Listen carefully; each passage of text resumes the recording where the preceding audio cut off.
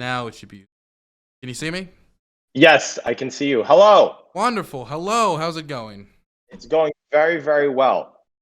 So, I honestly did not expect to ever interact with the organization till Shu directed me towards you guys. Yes, we had her on for a little bit, and then people got angry, and but that's all right.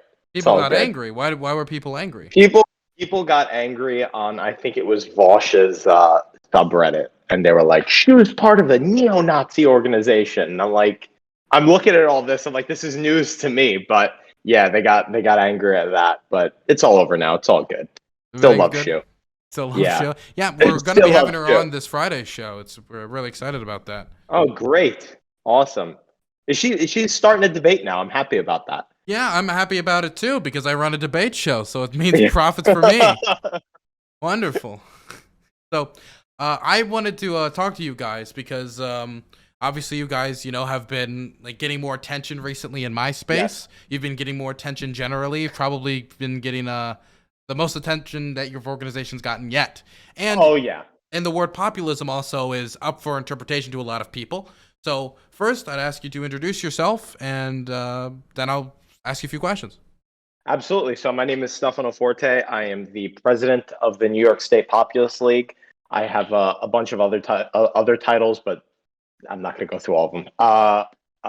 Essentially, we are a group of young New Yorkers who are trying to further the goals of populism in New York State. So that's a kind of our mission, and we've been doing that so far. We just endorsed the candidate Curtis Lewa for mayor of New York City.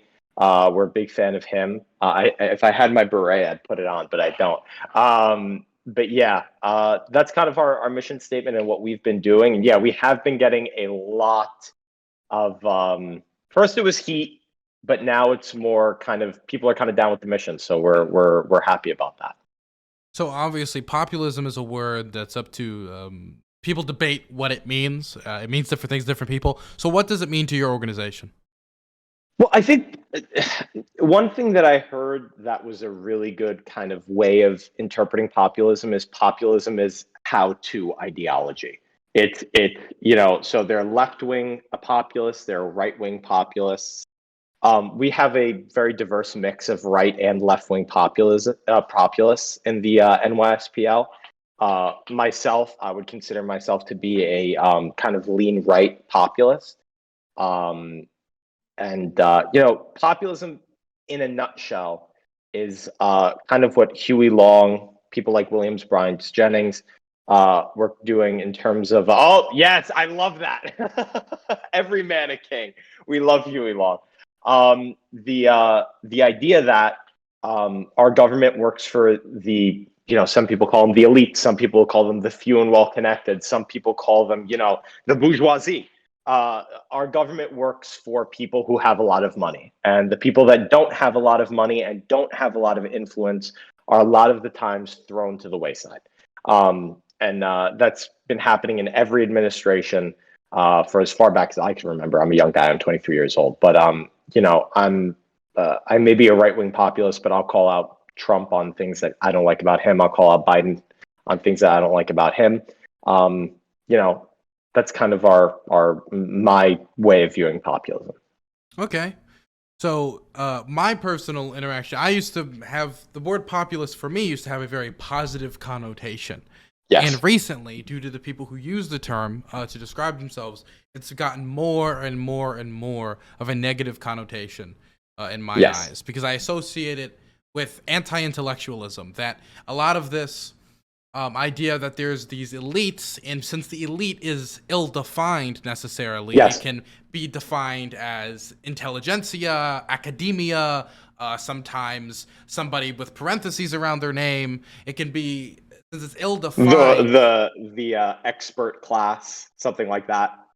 Sure, we can go with that Yeah. way of talking about them.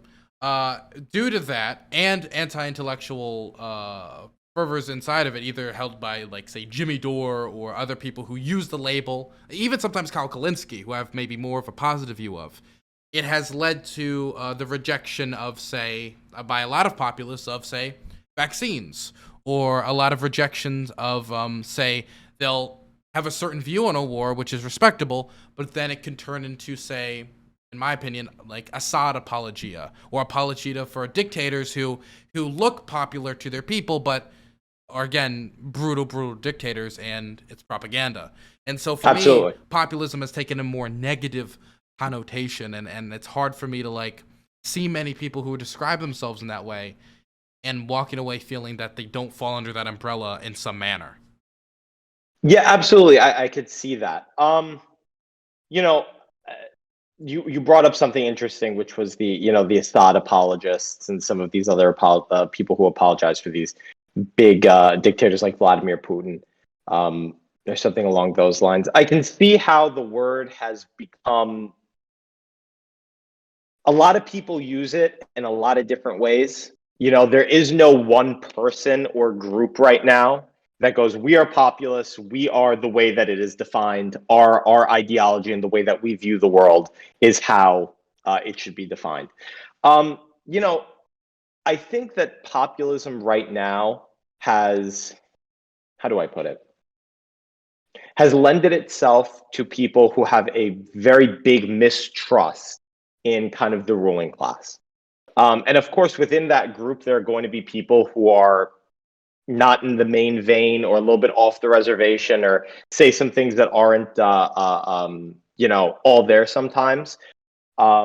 As far as I can tell, that in terms of like vaccines that you brought up, I've seen a lot of people talk about anti-mandate. I haven't seen a lot of people on my side of the aisle talk about anti-vaccine overall.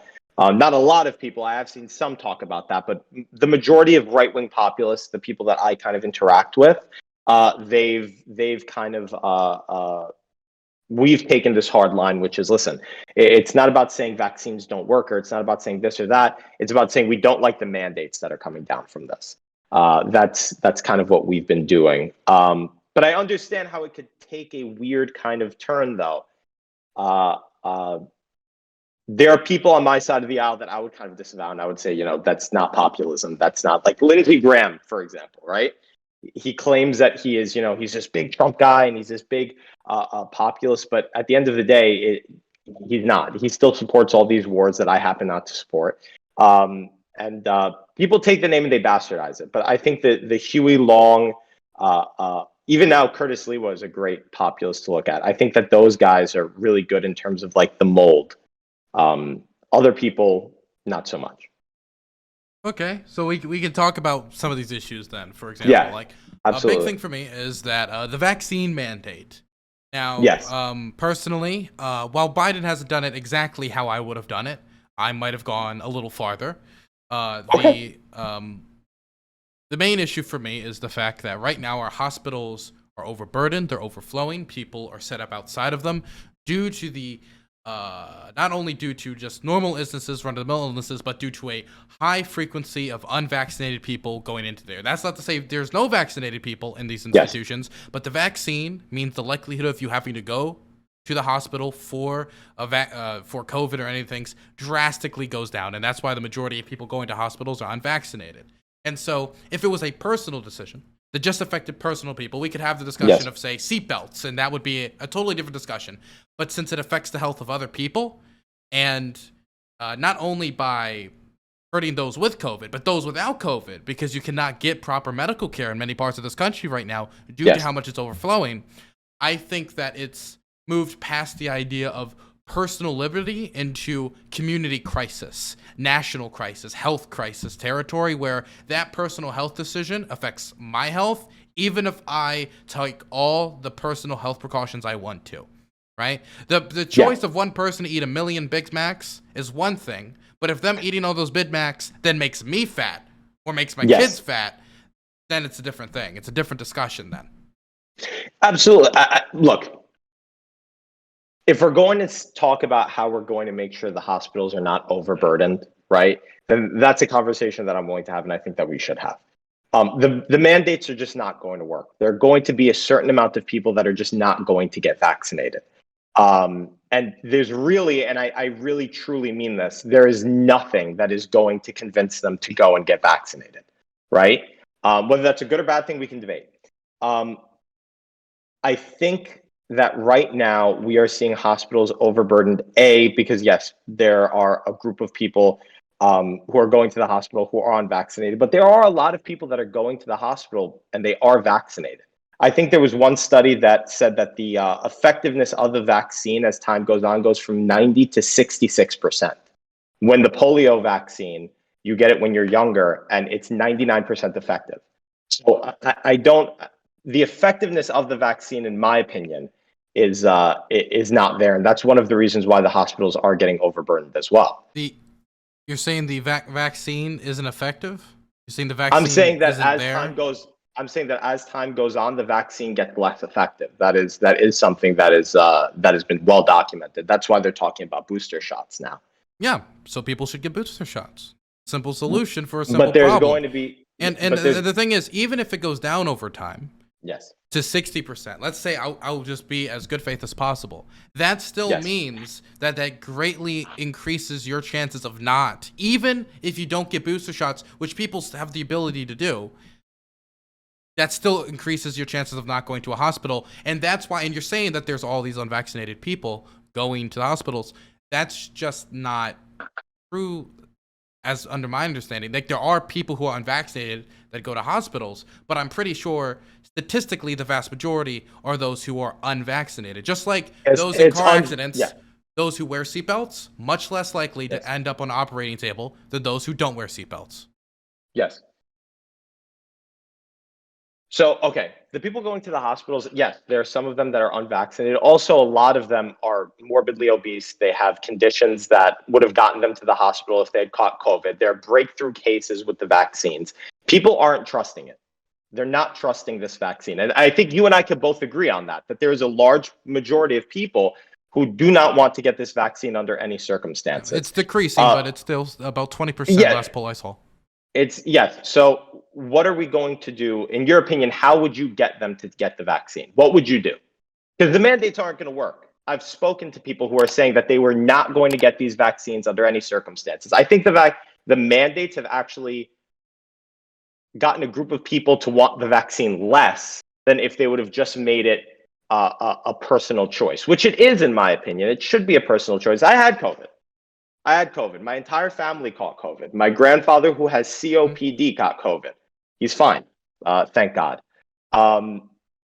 My effectiveness for not getting the vaccine, for not getting COVID again, is 27 times higher than somebody who was vaccinated. So, should there be something for somebody like me that does not want to get vaccinated? Should I be able to go into restaurants and conduct business knowing that I'm less likely, to get this disease than somebody who was vaccinated? Should there be some sort of paperwork or a slip or something to show? So I believe so. The amount of vaccine skeptic people, and a lot of people don't know this, has actually gone down. It used to earlier in the year be around 36%. Now it's down to 20%. We've moved about 16%. This is due to a large amount of factors. You could say it could be partially due to the fact that a lot of scientists have come into the public eye to talk about this as vaccine skepticism grew. There was people countered it. It could be partially due to the FDA officially approving it, and since some people maybe felt worried about that could have tempered down their beliefs. But the last 20%, a lot of these people are more dug in. I think 3% of the 20% are people who are like middle of the road people, kind of vaccine skeptics. The last 17% are like people who say they are more leaning towards not getting it, right? So I have no reason to believe that those who are the most dug in can be convinced past this point. That these are people that I can sit down and give them, here is all the scientific data. There is probably some on an individual level you could quote unquote deprogram from this idea that the vaccines are these microchips or that they aren't effective or any of these things. But I believe that the best way to get these people vaccinated is to make it difficult to go about your daily life unvaccinated. Yeah, but is that fair to them? Because I know people. Well, is them not being vaccinated fair to me and my family? Where if I get in a car accident, where I get in a car accident, somebody not being vaccinated is putting my health at risk because now they're overburdening the health system, and now my family and my grandfather is somebody who has a history of heart problems, completely out of his control. It's familial. Yeah. He's now at risk because people have decided not to do something which is completely outside. Like if somebody made the argument, well, this is an expensive thing they have to get, that would be perfectly fine. I understand that. I'm someone who's free. in favor of Medicare for all. It's free. Yes. As am I. That is the problem that I have with this. This is something that's free and that can save lives and is currently overburdening a healthcare system that is already pushed to the limits by just the way it's built. And absolutely, and it's listen, I completely agree with you, right? I'm on board with the Medicare for all thing, but listen, I'm not vaccinated. Oh wait, I didn't expect this to become a debate. I No, I know. Okay, it's all good. It's all good. Okay. It just happened this way. And we could go to a different subject if you want to. If this is something that you've heard a million times, we can keep talking about this, and we can move on maybe to foreign policy since that's where I work. Sure, that's how I work. 100%. Let's do that. So all right, we can look at Israel, right? Israel's seeing about 7,500 cases per day.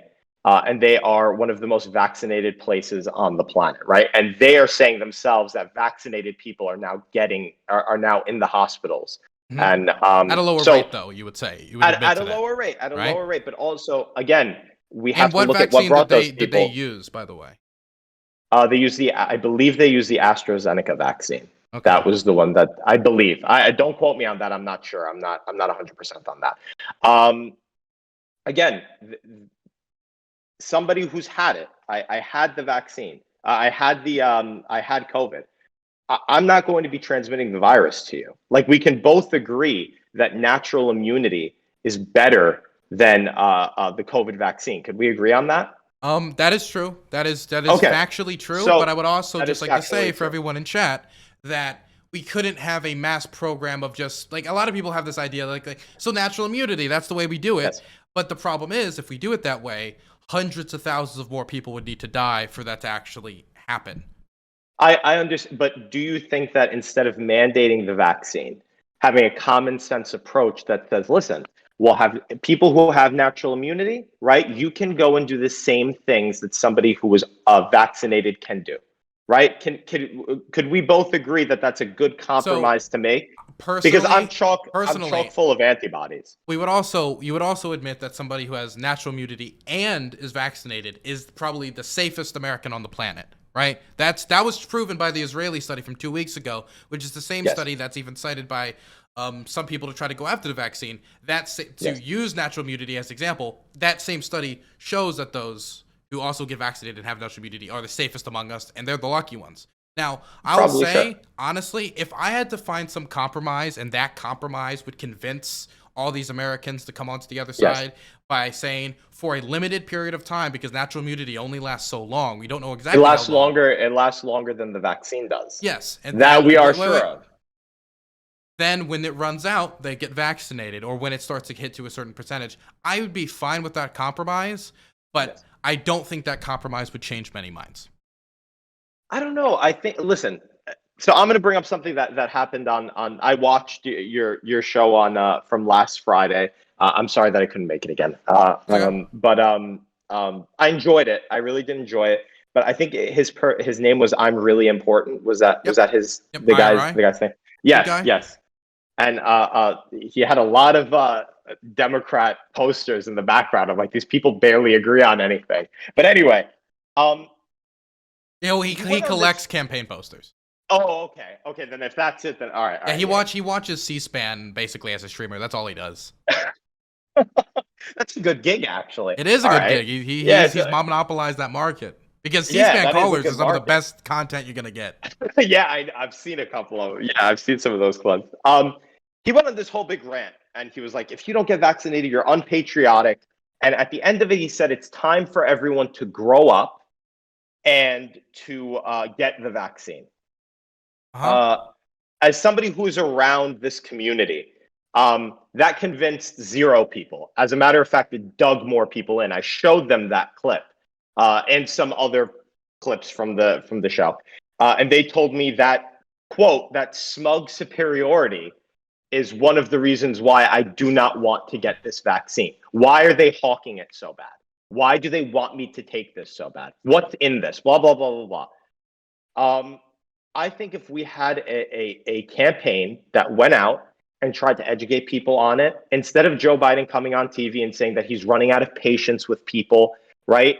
Don Lemon coming on the show, coming on his like in between thing with Cuomo, saying that you're going to get shut out of society, you won't be able to go to the grocery store. We have to admit that this is not going to work. Are we going to have a group of people that can't go to the grocery store? Are we going to have a group of people that can't go out and work? Are we going to have a group of people that are literally going to be shunned from society? Are we willing to do that? Are you willing to do that? So can I first say, by the way, I googled Yeah. this just to make sure because Yes. I'm acting on good faith on this thing. Yes. But I'm looking at this, and the thing that I'm looking at right now says Yeah. that they can't determine how fast natural immunity fades. And there's even one study one thing I'm looking at from Nebraska Medicine that says it actually fades more quickly than vaccine immunity. I don't really know, but it is also known, and I just want to double check that we Yeah. don't really know how long it is. So again, Yeah. yeah. I've Where'd you got that from? I can't remember. I could send it in the chat afterward, but I remember reading somewhere that there was natural immunity does go on for longer.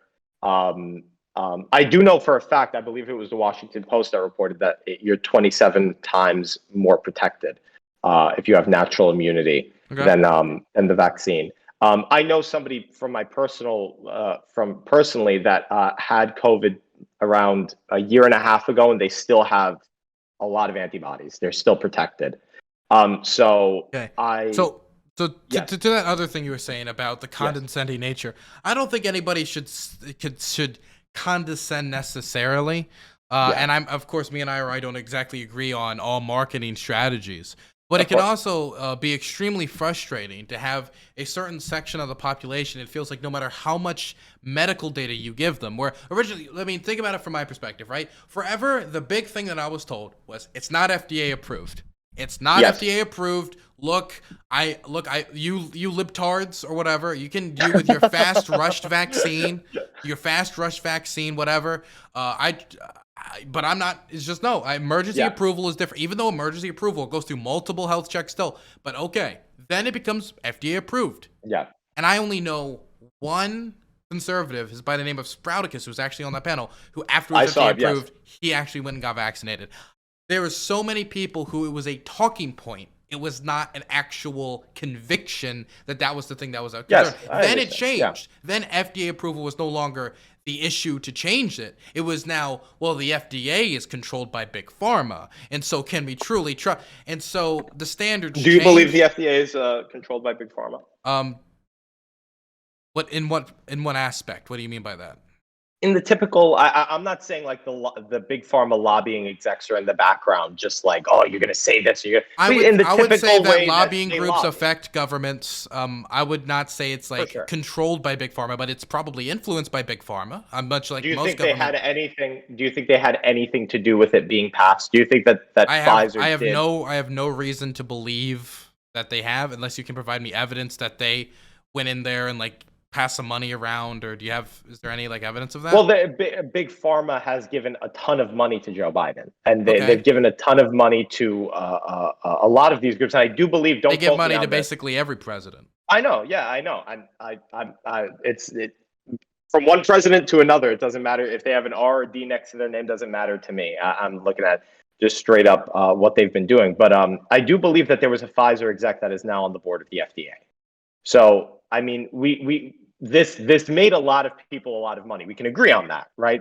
That it did make a lot of people a lot of money. So, okay, the problem with this logic I have is Rex Tillerson was the Secretary of State for Donald Trump. Yes. Rex Tillerson worked with oil and gas companies a decent part of his life, right? Yes. I actually met Rex Tillerson while I was doing stuff for the Model UN. And the thing is about the guy is we can point at that, but let's say any like interaction happens with a Middle East country.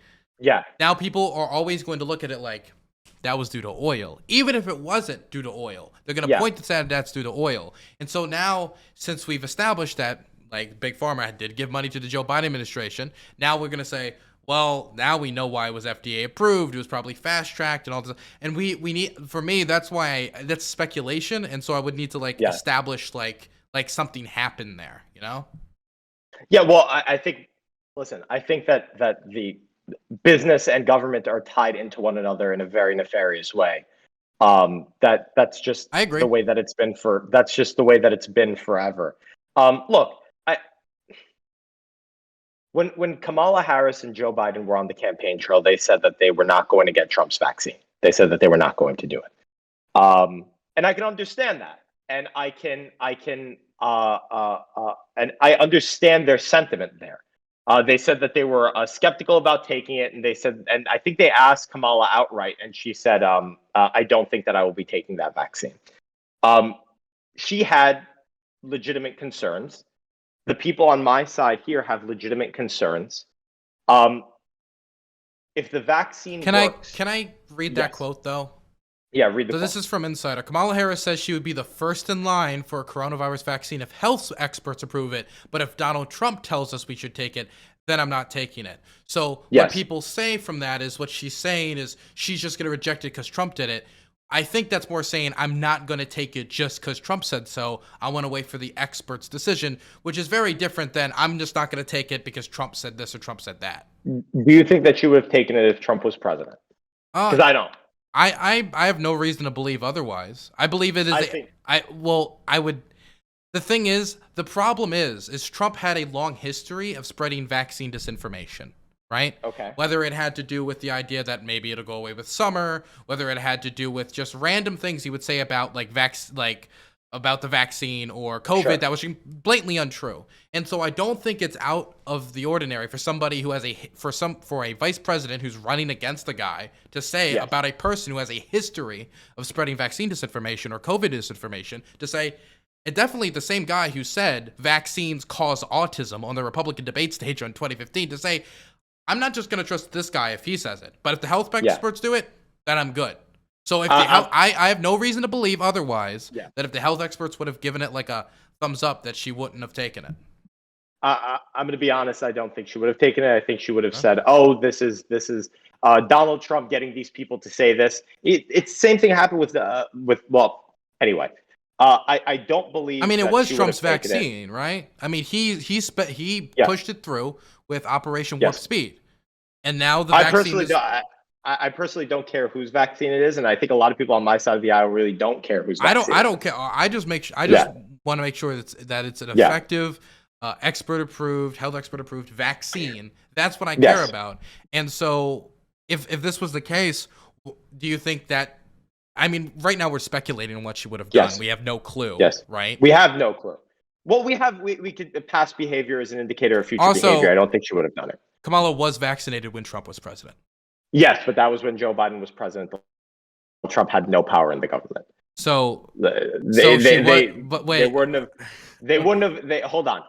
Joe Biden was president-elect of the United States. They were already pushing it at that point. Okay. So, so you're saying that very different points. She would have not got vaccinated, not that point in Trump's administration, but in a different point in Trump's administration. No, I'm saying that at that point when she was at the end of the campaign, when they knew that they had won, she was going to get vaccinated. She was pushing it. She knew that Joe Biden was going to. So you think if they lost the election, then they would have said vaccine bad, vaccine bad? I don't think they would have said vaccine bad. I think they would have just said, this is Donald Trump's vaccine. This was rushed. These people that are coming out for it are in his pocket. And I don't know if it's just on my end or on the stream's end too, but you look a little blurry right now. I don't know if that's just on my end. Okay. Do you want to move on to another topic? I'll finish this point and then I don't think that they necessarily would have gotten the vaccine. I think it's personal choice, and I think that the mandate that Biden did drop was unconstitutional. But we can go to a different point if you want to. I think we've spent a little bit of time on this. Okay. I'm very interested in foreign policy. I was a foreign policy advisor for two candidates, Michaela Wilkes in Maryland and Senator Jill P. Carter. Now, I'm also studying it and going to finish my degree in international relations. I'm greatly interested. Congratulations. I also worked on the Mike Gravel campaign in 2020, so it's a big issue for me. Oh. And populists, for me, I've always felt that populists basically will stick their finger in the wind when it comes to foreign policy. What will happen is they'll see what's the popular thing to say about a foreign policy conflict, put their finger in the wind and see what way it's blowing. Where Populists in 2001, they were beating the drum the hardest when it came to Afghanistan. When you talk about Tucker Carlson, Iraq War, 2001, he was beating the drum harder than anyone you could possibly see. But then when the wars become unpopular, it's 180, then it's basically whatever the majority of the American people want is whatever they support, which makes me feel that it doesn't have a consistent foreign policy belief structure. In fact, Huey Long, this is one of my biggest criticisms of Huey Long, is the fact that his foreign policy was very isolationist in nature. And so my question to you would be, your organization, how do you guys see foreign policy as your priority? Like, what is your foreign policy beliefs, right? To put it in a sentence, speak softly but carry a big stick. That's kind of the way that we view it. I don't think that we should be running around getting into these endless wars.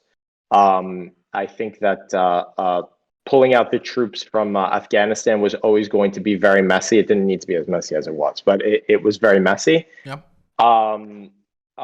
Listen, we can't make pretend like we are a country floating in space. Let me just say, by the way, I agreed with you on withdrawing from Afghanistan. We can find a point of agreement there. Yeah. We can't make pretend that we're a country floating in space and there's nothing else going on anywhere else, because I think sometimes we do that on this side of the aisle. We have to look at ways to be a player on the world stage without making pretend like nothing else exists. That's kind of the way my organization views it. I think many of us would feel safer about, if something happened, a 9/11 style attack happened again. I think that if we knew that the government had good intentions and was going to go to these other countries to get the bad guys and get out, I think a lot of us would feel good about that. So if I could point to like a successful American, like we went in there to beat terrorism, we beat up the terrorism, and then like stability actually happened, locals actually supported, that would be something you'd be like, banger, right? Yeah, banger. I would agree on that. That's a banger. Yeah. Okay. I didn't want to cut you off. You can continue. No. But no, that's really it. Speak softly, but carry a big stick. I don't think that we should be these kind of John Bolton types who are going around and trying to go, essentially everywhere. We're not for an American empire. That's not what we're about. That's kind of our foreign policy standpoint. Okay. So I'm very interested in the conflict in Syria. And I believe that Operation Inherent Resolve in Syria was one of the most successful modern American military interventions in recent time.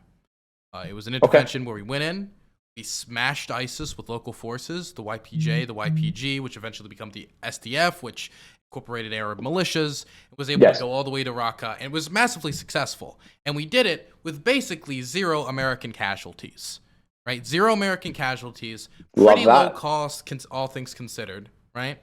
And the locals, when we talk about the SDF, which is now the governing organization in northeastern Syria, which brought stability, likes American support, liked the American involvement, and is working with us as strong allies at the moment. Now, if I misrepresented anything to you, that's fine, and you can call it out, or you could, if you found it out afterwards, you can bring it up, or anybody can call me out for it. But with it characterized in that manner, would that have been a military, or you can, if I said something incorrect, would that be something you would supported, Operation Inherent Resolve, or any of these operations? Well, the conflict in Syria, I'm not you sound like you know what you're talking about in terms of that. I'm not very well versed in terms of the Syrian conflict.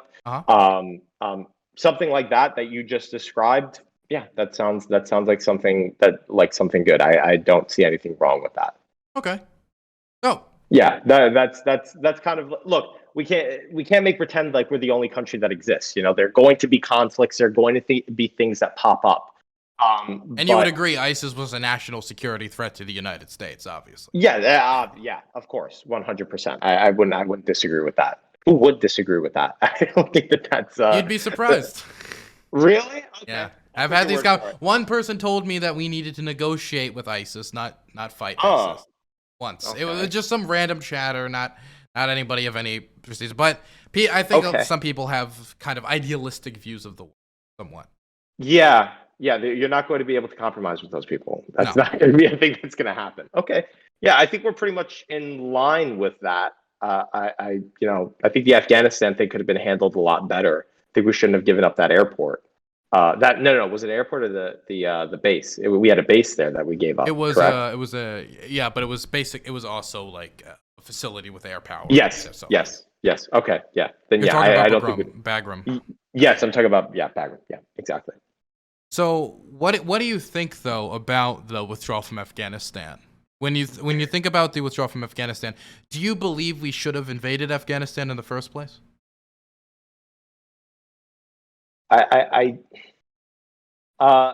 no, I don't think that we should have invaded Afghanistan in the first place. Um, I think the pullout was weak. I think that it makes the administration look very bad. In terms of leaving Americans there, I thought that was the worst sin of the pullout. Um, I think it made us look very, very, very weak, and there was a better way to do it. But it looked rushed, and it looked like they weren't thinking while they were doing it. But our goal in there was to go and get the bad guys, and we just kept staying in nation building, and that was not our goal. That was not what we were there for. So no, I don't think I would have. Okay, so what would you have done after 9/11? Well, our goal was to get Osama bin Laden. That was Okay. the goal. That's what everything that we said we were going to do, right? And then that was taken advantage of. Would you agree that that was taken advantage of by I a don't think lot our of goal was just to get Osama bin Laden. It was destroy Al Qaeda's operational capabilities because it was not just the man; it was the organization, right? Yeah. Okay. Well, we can. Yeah, I would agree with that. I think the moment we did that, we could leave. We were able to leave at that point. But then we decided to nation build. Then we decided to. So you believe we should go in there, bust them up, and skedaddle? Yeah, that's essentially my opinion on it. I agree. What about if somebody said to you, what about the responsibility of if you invade a nation, you have a responsibility to rebuild the damage you did? Or another person could say, if you go in and bust people up and leave a giant power vacuum, you could get people 10 times worse. Or they could just refill the power vacuum again, since much of the Taliban fled to Pakistan. Yeah, okay, that's fair, but we were there for that one mission, and that one mission is to get Osama bin Laden destabilize their Al Qaeda's capabilities. We weren't invading a country. We were there to get rid of Osama bin Laden. I can understand if we were if we were taking on another nation like in World War II. We were going over there and we were fighting Hitler. We were fighting Hitler and Germany. We were declaring war on Germany. Well, we right? did declare war on the Taliban. Yeah, we declared war on the Taliban, but were they They were harboring Al Qaeda training facilities in Afghanistan. Yes, absolutely. That's fine, but it's not our job to rebuild that country. But it's yeah. Well, obviously, yes. Yeah. But it's not our job to rebuild that country at that point. It's there. We're there to rough up. So you would have taken the John Bolton strategy on Afghanistan. I would have taken the John. Well, I don't really. His thing was go in, bust them up, leave the Federalist Papers, skedaddle. Yeah, sure. Okay. Sure. I don't think we should be there in the nation build. Okay. One thing I wanted to ask you. You said about 20 days ago on Twitter, somebody just sent me this, and I found it a little interesting, that you wanted to abolish the income tax and replace it with a wealth tax. Yeah. And then tariff. Yes, and then tariff. Yeah. So I post a lot of stuff on Twitter. It's a lot of ideas. Certainly an idea. One of them.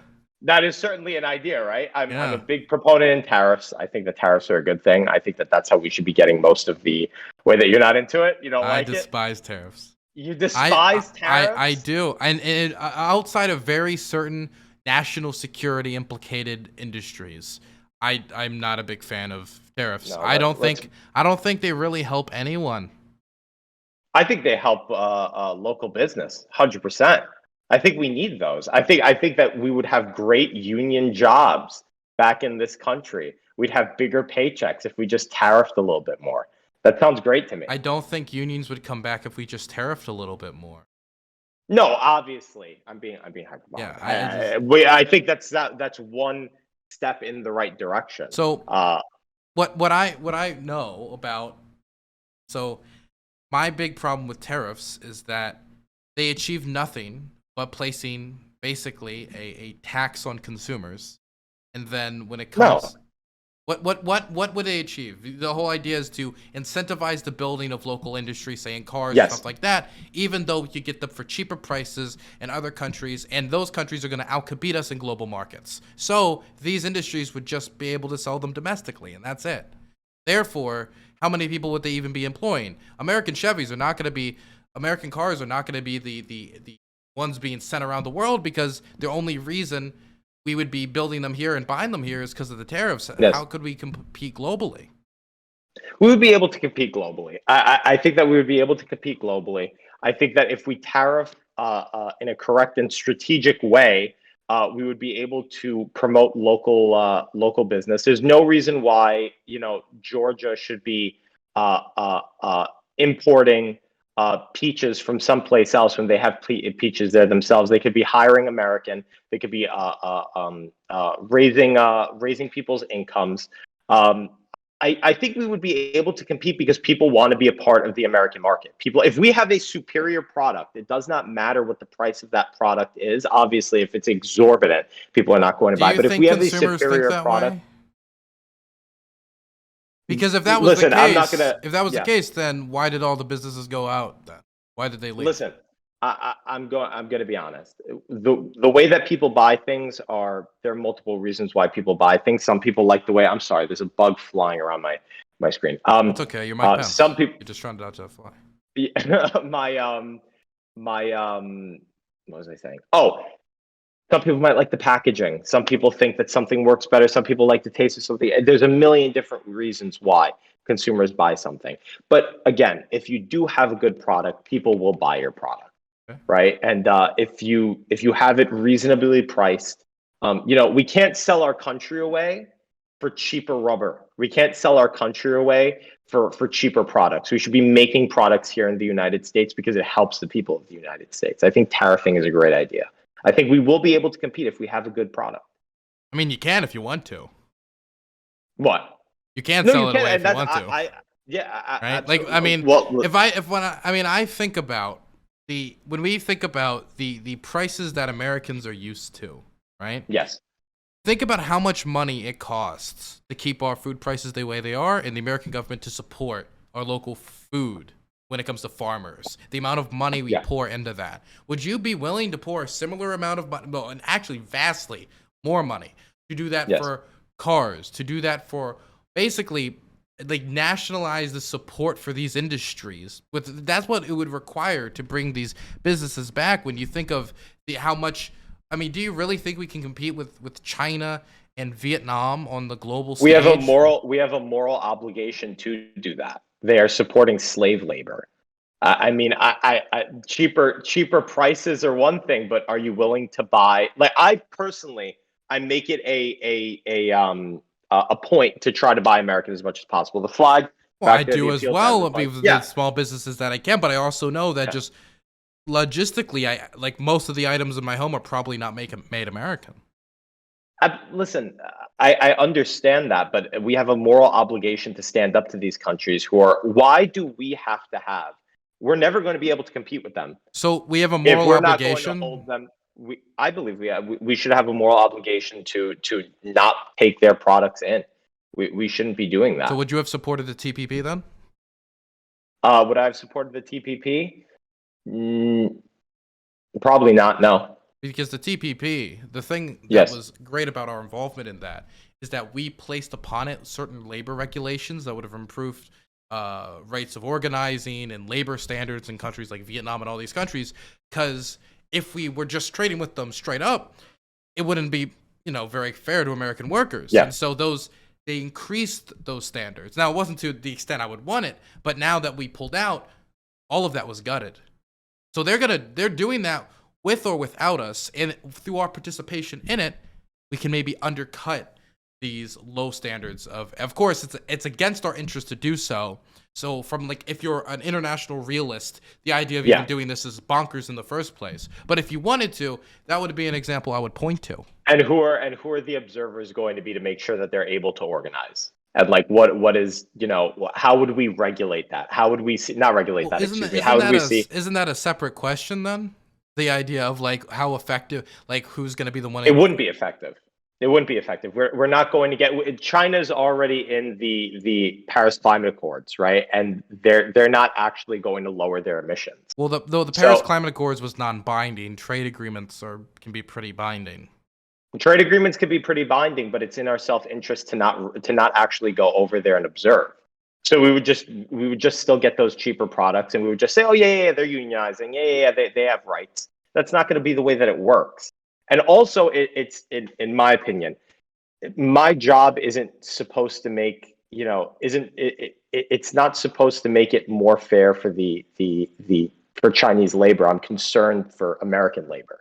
So I think that American labor. If you're not concerned about Chinese and Vietnamese labor, then why even the hubbub about? I mean, I personally care, but why the hubbub on about? On a moral standpoint, yes, absolutely. I don't want anybody to get brutalized anywhere, but I have I have allegiance to my country, and I want American workers to come first. Okay. That's essentially what I'm saying. So I think that we could be making a lot more stuff here. We have the capability to do so. We have everything we need to do so. We can get good labor union jobs back. This is something that can't happen. Obviously, we're not going to get those same companies to come back, but there will be new companies to come and fill those shoes. So yeah, that's my take on it. I'm a big fan of tariffs. We can move on to the other part of the tweet then, and then we can probably wrap it up because we're going on an hour. The abolish the income tax and then replace it with a wealth tax. Yes. So how could you make up all the funding that would be lost from an income tax with a wealth tax? Tariffs, baby. Tariffs is the way that we're going. We used to take in a lot of money from tariffs from the beginning of our country. We used to make a lot of money off of tariffs. My God, I disagree with you so fundamentally. Our economy has evolved so much. Listen, hold on. So much. Let me just preface it with this. Real quick. Our country would just become a backwater. Hold on. I would let me preface it with this. My tweets are to be taken as my musings and not my official standpoint. I think that the NYSPL believes. Okay. So my tweets are entirely my own. Listen, is it realistic to get rid of the income tax? Are we actually going to do that? Absolutely not. We're not going to be able to do that. Okay. That would be absolutely ridiculous. I do think we do need a wealth tax. I think that would be able to pay for a lot more programs like Medicare for All with a wealth tax. And there's a lot of loopholes of getting out of the income tax. So is the goal of your wealth tax to make income or to increase equity? Probably a little bit of both. I'm my personal opinion is if money is power and absolute power corrupts absolutely, then who's going to check Jeff Bezos and all of these millionaires and billionaires that are able to buy and sell our government? I think that the playing field should be equalized a little bit. Mm-hmm. And also, we could do both of those things at the same time. Both of those things could be put in place. Okay, I mean, I have no problem with the wealth tax. I just know that a wealth tax can only make you so much money until you actually just run out of wealth, and so you need like a consistent tax base. And of course, yeah, okay. Well, if this is more just like a meme, then I guess it's just a meme. No, it's a meme, and B, it's just ideas I'm putting on the internet. I put 1,000,001 things over there. You could ask me I think I put Liberate Australia on Twitter too. Mm-hmm. Do I actually think that we should go send troops into Australia? I don't know. I don't trust those ruse. Yeah, well, listen, they lost against a couple of emus, so that is true. It wouldn't be that hard, honestly. It wouldn't be that hard, and then maybe we can make an American empire. Maybe that's something that we can do. I've got some good news for you if that's your goal. It's already here. Okay, so I got one last question for you. Hit me with it. What's your favorite ice cream? What's my favorite ice cream? Chocolate chip. No, I'm kidding. It's vanilla. I love vanilla ice cream. Vanilla. It's my favorite. Vanilla is my favorite. I love mint chocolate chip. Mint chocolate chip is a good one. It is good. I like that. Is this a question you ask everybody that comes out to the show? No, it's not a question I ask everybody. Really? That should be the way you end everything. I like that. That is. Yeah, I think I'm a vanilla boy. What did you like Norm Macdonald? Yeah, I do like Norm Macdonald. Actually, that was very sad that he left. You What know, was your favorite Norm Macdonald joke? the moth one. Come The on, moth one? Yeah. the moth one. That's everyone's favorite. One But of like, my personal favorites is he was doing this thing on, it was during the, he was just told that he needed to stop his OJ jokes or he was going to get in yes, trouble. yeah, And yeah, so yeah. he goes out there and he's doing his SNL segment as the news broadcast. He was like, terrible day in the OJ Simpson trial. The OJ's lawyer was using the cap that authorities was displaying it, the cap that authorities found at the scene, and while trying to put it on, OJ shouted, "Hey, that's my lucky stabbing cap! Be careful!" It was, oh God, he was Stupid. the way his jokes were so stupid. But the thing I loved about him was that even if you didn't laugh or nobody laughed, he still got a kick out of it. Yeah, yeah, he did, and they're the driest jokes that I've ever heard in my entire life. It's just so fun. The moth one just keeps going and going and going, and the payoff comes eventually. The light was on. But yeah, I love Norm Macdonald. He was great. I didn't even know that he had what did he die? It was cancer, right? He had cancer for 9 years. I didn't even know that, man. Yep, I he didn't kept it even know completely that. private. He said that basically he respected people who kept that type of stuff private. He didn't want to like farm Yeah. sympathy and stuff like that. That was the same. The same thing happened with Chadwick Boseman. Yeah, he didn't say anything to anybody. I like when Chadwick Boseman died. I remember I was in Pennsylvania and a friend of mine was like, "Chadwick Boseman died." I'm like, "What? He had cancer? I didn't even know." That's crazy. But yeah, Well, you know, I enjoyed this we'll be missed. conversation. I'll I see did if I as can well. get you maybe on the Hippy Dippy at some point, and you can get on that show. Absolutely. And thanks very much for coming on, even if I disagree with you on a lot of stuff. But even Yeah. I'm sure if we expanded the conversation to stuff like universal health care or Oh yeah. or if Oh, we yeah. talked about the wealth cap, we'd probably agree more. But it's just Oh yeah. these Tax the specific rich, things. baby. What do you wait? Tax What do you the think of rich, baby. abortion? What do I think of abortion? Yeah. I would not be able to tell you that a child is that is a person at conception. I don't know. I'm not smart enough to be able to have an opinion on that. That's my official position on it. I don't know. I don't know. Okay. In my personal life, if I got my girlfriend pregnant, would I abort the child? I would not. But that's my personal beliefs. So I don't have a strong enough opinion to force it down anybody else's throat. To be So you're not completely going to honest. get in the Texas bounty hunting industry anytime soon? No, I'm not.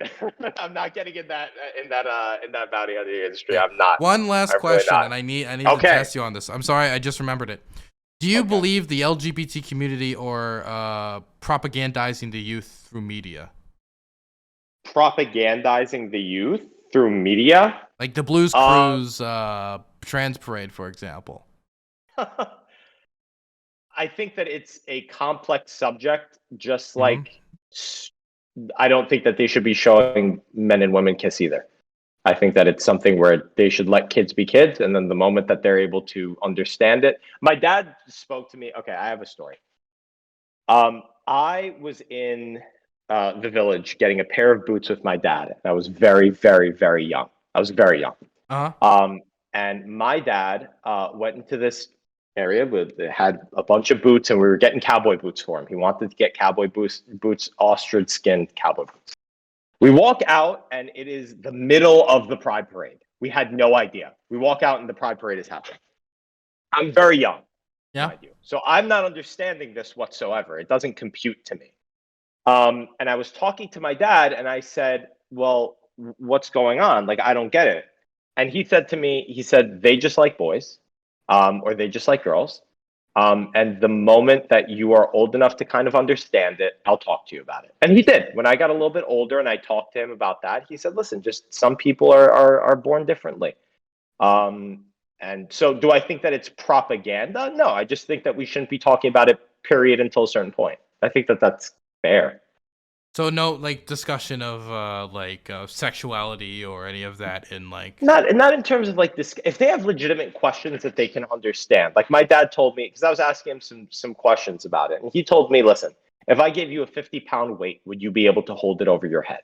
And I said, "No, I wouldn't be able to hold it over my head." Granted, I was very young. And he said, "Okay, it's kind of the same way with this. When you're old enough to understand it, we'll talk about it."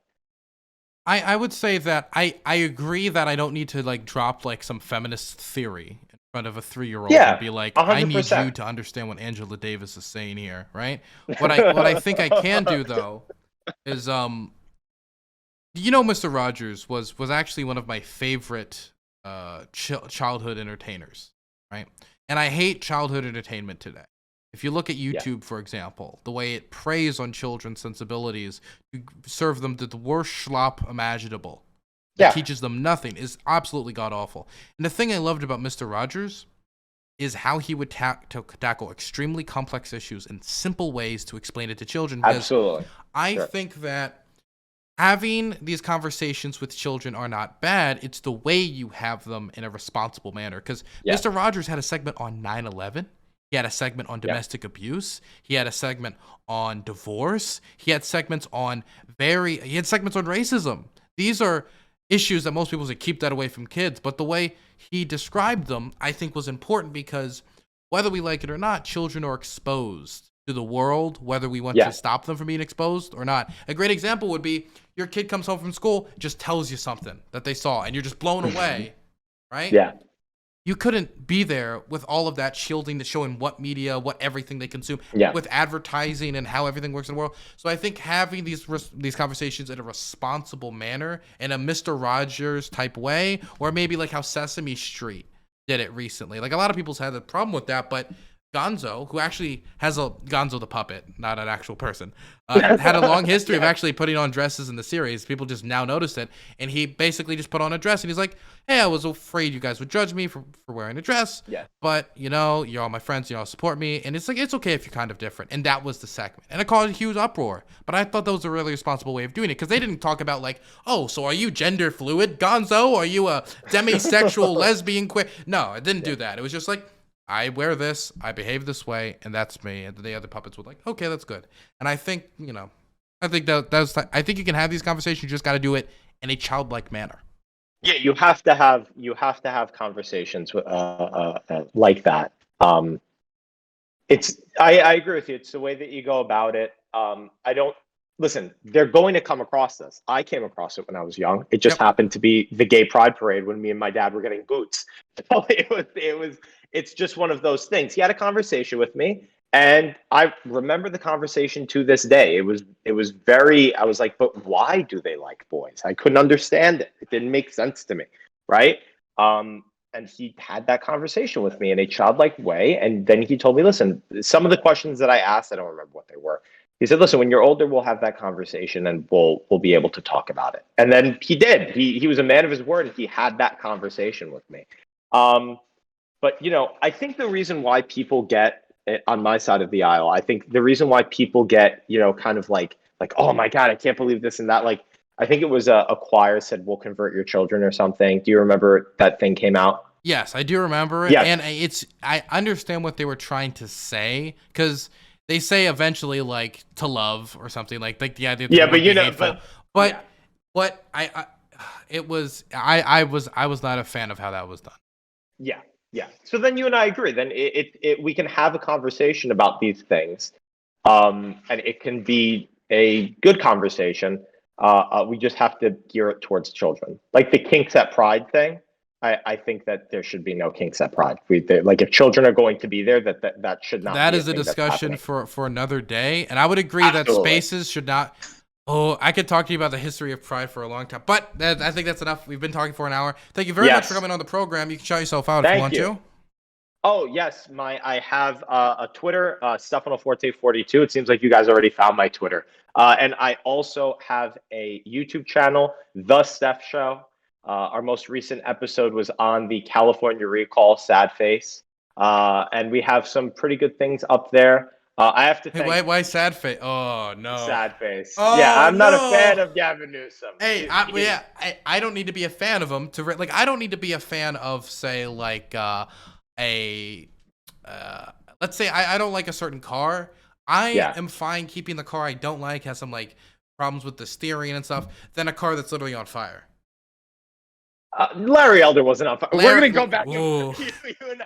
You and I You're are right. gonna He go wasn't back and on forth on a lot of fire. things. He was smoldering with just literal lava, like you'd melt in seconds. Listen, the Prince of the French Laundry needed to get kicked out of office. He's an elitist ass. He shouldn't have been there. I'd keep an elitist over Larry Elder any day. Okay, and here's somebody We wanted to disagree. hey, he wanted to get rid of the $15 minimum wage. He said that openly. They wanted to abolish $15 minimum listen, wage. I'm down with getting rid of the minimum wage as long as we have strong labor unions But that are Larry able Elder to hates labor unions, and that's a problem, isn't it? But you and I might have different ways of viewing it. It's fine though. I like this though, because there's not a lot of places that people like you and I can speak without it turning into like a gunfight. So I'm happy that this was productive, and I'm happy that we agreed a lot more than. So you agree that gun control works?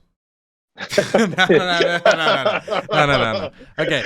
Let's not do that. You have a good one. Okay. You have a good one as well. Thank you very much, my man. Okay. See you later.